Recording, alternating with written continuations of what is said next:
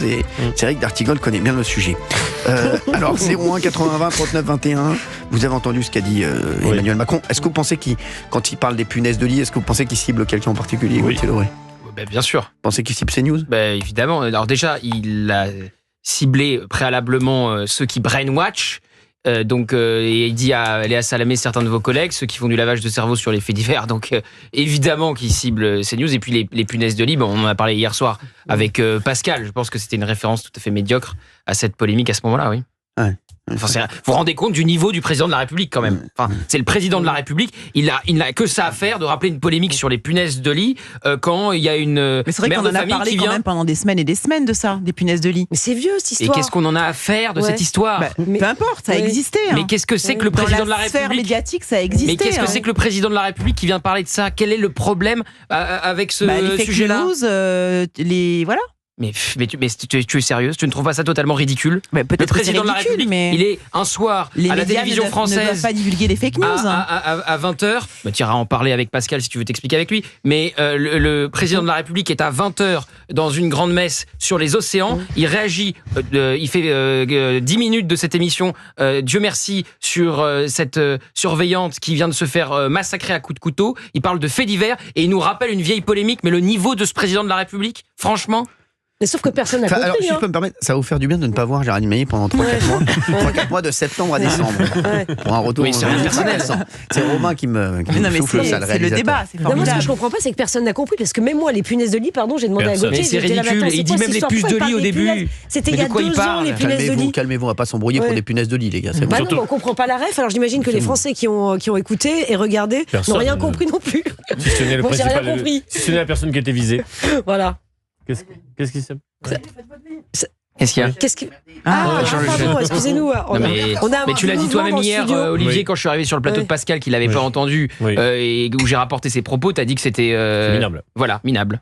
Voilà. Mais pourquoi c'était quoi l'idée du président de la République d'aller envoyer un pic à Pascal Praud? Pardon, je comprends toujours pas l'intérêt. Hier soir, personne n'a compris, je comprends pas. Il cible les chaînes info. Il cible donc le lavage de cerveau. Il avait ciblé C8, maintenant il s'attaque aux chaînes info. Voilà, il s'attaque à CNews. Il s'attaque à CNews. Après, BFM a parlé des punaises de lit tout autant que CNews. Excuse-moi. Non, il ciblait pas BFM. Vous avez peut-être été le lanceur d'alerte, mais sachez-le, franchement, il ciblait pas BFM. Vu comment BFM lui cire les pompes, excusez-moi, je pense pas qu'il ciblait pas BFM. Il cible pas BFM. Géraldine, c'est pas la séquence punaise de lit qui a été beaucoup commentée parce que c'est un problème sanitaire. Il fait référence à un moment de polémique suite à une intervention de Pascal Praud sur ce sujet-là. Mais moi, j'avais pas compris, vous voyez. Alors, je pense que les Français n'ont rien compris, je vous le dis. On parle du président de la République. Je sais. On parle pas d'un commentateur quelconque sur un plateau de télé. Non, c'est le président de la République. Le niveau. Non, mais c'est sûr qu'il ciblait pas BFM. Mais évidemment. Bien sûr. Évidemment. Il ciblait Bruno Retailleau parce qu'il avait parlé des BFM et CNews. Mais BFM, je crois que ça veut dire bien tout faire pour Macron. Non, mais c'est vrai, tu vas passer dedans, mais c'est un truc de fou. Ils sont à fond, ils sont à fond pour Emmanuel Macron. Est-ce que merde, c'était sur BFM? Quelques années, mais bien sûr, de nombreuses années sur BFM. Non, mais là, c'est. Et vous savez, je connais ces gens-là. Plus on va se rapprocher de la fin du mandat, et puis plus ils vont s'éloigner du président. Vous inquiétez pas, vous savez, ça tourne très vite. Ça va pas être joli à voir. Dans 2 semaines, vous savez, dans 6 mois, ils seront à fond derrière le favori. Qui sera le favori, et puis si le favori tombe, ils seront pour le nouveau favori. Vous savez comment c'est? C'est violent, tout ça. C'est violent. C'est la vie. La vie est une jungle, l'Artigol. Je vous le dis, la vie est une jungle. C'est la grosse bête qui mange les petites bêtes. Le communisme, c'est violent aussi. Oui, bien sûr. Tiens. S'il vous plaît, l'embêtez pas avec ça. On a Sylvie des Yvelines qui est avec nous. Sylvie est avec nous. Bonjour Sylvie.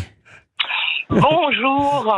Merci d'être avec nous, Sylvie. Bonjour Sylvie. Mais je vous remercie. Bonjour à tous et merci de me donner la parole. Ça nous fait plaisir et on est très heureux de vous avoir. Vous habitez dans les Yvelines. Oui, c'est ça. Je connais très bien. Tant mieux, c'est une belle région, les Yvelines. Excusez-moi de vous avoir dérangé. Non, vous ne m'avez pas dérangé du tout. Très bien. Non, mais alors, dites-moi. Alors moi, je suis en train de me dire, il y a encore des gens avec vous qui sont en train de défendre ce Gus. Macron, non, mais c'est pas mon président. Hein. Je suis désolée, il est tout sauf mon président. Ce n'est pas mon président. Mon président, mon futur président, il va être là pour défendre les Français, pas pour aller faire ce qu'il est en train de faire. Il en a rien à faire de nous. Et moi, honnêtement, je n'en peux plus. Je n'en peux plus. Et je suis pas la seule. Je pense que nous sommes nombreux à ne plus en pouvoir de lui. Je me demande quand est-ce qu'il va partir. J'attends juste qu'il parte et j'espère qu'il partira avant la fin de son mandat, même si c'est pas sûr parce que... Non, il partira jamais avant la fin de son mandat. Bien sûr, évidemment, la place est trop bonne. La place est trop bonne, hein, pendant que les Français se démènent, n'arrivent pas à bouffer, n'arrivent pas à vivre, on survit. Monsieur fait le beau un peu partout et la France, il s'en fout. Et voyez, moi... qui ai eu 6 enfants et qui suis une mamie, je suis juste en train de penser à ce petit garçon, excusez-moi, qui verra plus sa maman, sa maman. Et moi, je ne comprends pas comment ce type, il peut rester à rien dire mieux ou à faire des commentaires de merde, excusez-moi, mais moi, je peux plus parce que je pense à ce petit garçon. Vous vous rendez compte, le matin, sa maman, elle a dû réveiller, l'habiller, lui a donné son petit déjeuner, l'emmener à l'école, lui faire un câlin, lui dire à ce soir. Et puis, il n'y aura pas de ce soir parce qu'il verra plus sa maman, ce bébé. Pour moi, c'est un bébé. Je suis dégoûtée. Vraiment, j'en peux plus de cette France. Et de tous ces assassins. On attend quoi pour faire quelque chose? Moi, je ne vais pas attendre que ce soit un de mes petits-enfants à qui ça arrive. Hein, parce que là, Français, si vous m'entendez, réveillez-vous, enfin. Soulevez-vous, faites quelque chose. Ne restez plus à faire des marches blanches, de jeter des ballons, des nounours. Stop. Honnêtement, stop. C'est plus possible. Sylvie, c'est vraiment un moment...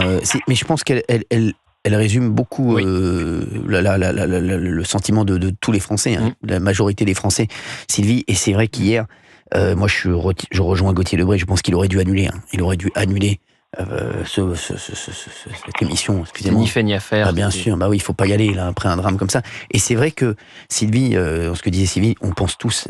Et on n'y pense pas assez, je pense qu'il faut plus y penser à ce petit garçon. 3 ans. De 3 ans, vous vous rendez compte ou pas? Et même la famille devait se réunir ce week-end pour célébrer un mariage au sein de la famille. Tout était organisé, il y a un mariage ce week-end dans la famille donc, de Mélanie, 31 ans, qui a été tuée hier. Et il y a des proches qui disaient, vous imaginez l'ambiance ce week-end au mariage alors qu'on enterrera quelques jours plus tard l'une des nôtres, Mélanie. Et je vois son cousin, son beau-fils prendre la parole, enchaîner les duplex sur les chaînes info alors qu'ils n'ont pas encore enterré Mélanie, et ils expliquent tous les deux que s'ils parlent, c'est pour que ça bouge, pour que ça change, qu'ils ne supportent pas les mots du président qui a parlé de faits divers, comme la maman d'Elias qui était hier matin sur BFM, son fils est mort. Parler ne ramènera pas son enfant. Non, pourquoi elle parle?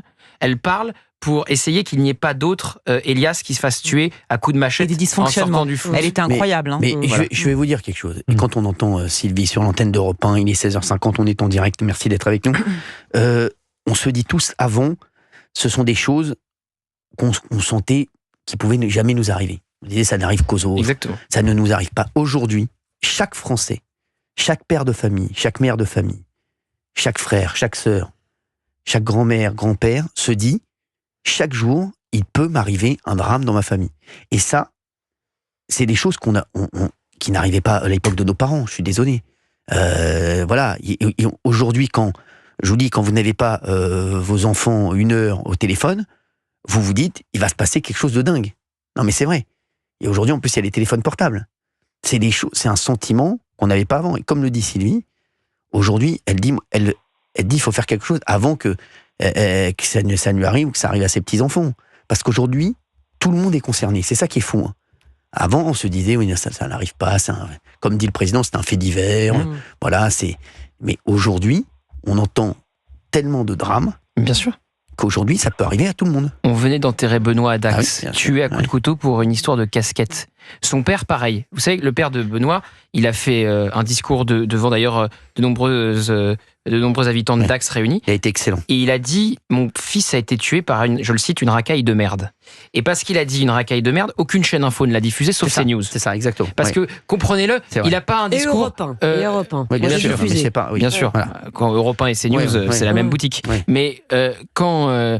on a un discours, excusez-le, qui n'est pas politiquement correct. Il vient d'enterrer son fils, excusez-le, qui venait qui allait avoir 18 ans. On ne le diffuse pas, mais c'est en train de changer. Et comme le rappelait notre auditrice Sylvie, c'est une France bien élevée. Mais je vais vous dire. C'est-à-dire qu'il n'y a pas d'émeute pour Mathis, il n'y a pas d'émeute pour Mélanie, il n'y a pas d'émeute pour Thomas. Il n'y a pas d'émeute pour le gendarme Comines qui s'est fait tuer en septembre. Mais c'est une France quand même qui est en colère et qui prend la parole en restant hyper digne. On l'a vu avec la maman d'Elias. Tu dis ça par rapport à quoi ? Il n'y a pas d'émeute pour, il n'y a pas d'émeute pour par rapport... Et le parallèle, tu le fais avec quoi ? Avec la mort de Naël, par exemple ? Exactement, il n'y a pas d'émeute. Non, mais tu vas jusqu'au bout de ton raisonnement tout le monde à ce moment-là. compris. Non, parce que je trouve que là, en faisant ça, typiquement, tu polarises encore. Mais je polarise encore. Pourquoi est-ce qu'il y a des émeutes pour Non, mais il n'y a pas des morts qui sont plus légitimes que d'autres. Mais qui a dit ça ? Quelque part, tu dis en gros... En plus, déjà, les circonstances sont différentes, mais qui a dit ça ? Parce que Thomas, tu dis en gros, il n'y a pas d'émeute pour... Ouais.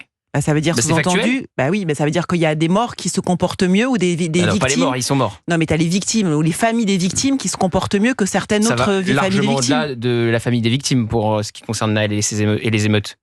Ça va largement au-delà. C'est pas la mère de Naël qui est allée, c'est pas elle qui était dans les émeutes. Non, mais elle a quand même participé. Elle n'a pas participé aux émeutes, mais elle a quand même aussi un peu chauffé. C'est toi qui le dis. Oui, c'est toi qui le dis. Mais elle a le droit. Mais moi, la mère pour moi, c'est la mère de la victime, elle a le droit. La mère de Naël, comme le père de Benoît, pour moi, ils ont tous les droits. Absolument. Ça sur ça, en tout cas. Mais il parlait pas de la mère, Gauthier. Oui, moi je parlais pas de la mère. Je parlais pas de la mère. Je parlais pas de la mère. 01 80 20 39 21. J'aimerais qu'on garde Sylvie parce qu'elle voudrait répondre à Géraldine dans un instant. Je crois Sylvie voudrait réagir à ce qu'a dit